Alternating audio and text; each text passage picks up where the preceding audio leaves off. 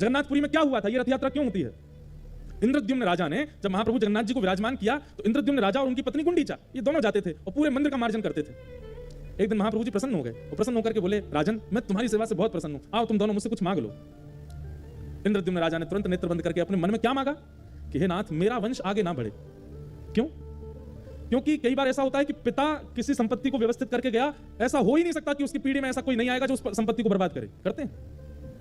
हे नाथ अगर मेरा वंश आगे बढ़ा तो मेरे वंश में ऐसा कोई बालक ना हो जाए जो आपकी सेवा ना करे, नहीं तो मैं जिस लोक में जाऊंगा वहां मुझे बहुत पीड़ा होगी कि मैंने महाप्रभु जी की स्थापना, महाप्रभु जी का मंदिर बनवाया और मेरे वंश के बालक उनकी कदर नहीं करते। कहीं मैं कल को इस बात से दुखी ना रहूं, इसलिए मेरा वंश ना बढ़े। और बगल में बैठी गुंडीचा मनी मन कह रही है, हे नाथ मेरे एक पुत्र हो जाए। महाप्रभु जगन्नाथ जी बोले, असंभव। इंद्रद्युम्न राजा बोले, क्या हो गया नाथ? बोले, भाई तुम दोनों ने मन में मांगा लेकिन तुम दोनों की ही विचारधारा ऐसी है कि हो ही नहीं सकता। इंद्रद्युम्न राजा बोला, क्यों नहीं हो सकता? मैंने तो ऐसा मांगा है कि उसमें आपको कुछ करना ही नहीं है। बोले, तूने तो ऐसा मांगा पर तेरी पत्नी तो ऐसा मांग रही है, उसके लिए कुछ करना पड़ेगा, मुझे कुछ ना कुछ रूप में तो भेजना पड़ेगा। पत्नी से पूछा, तुमने क्या मांगा? बोले, मैंने तो पुत्र की कामना की। इंद्रद्युम्न राजा क्रोधित हो गए, तुमने महाप्रभु जी से पुत्र मांगा? अरे मैंने तो कहा हमारा वंश ही ना बढ़े।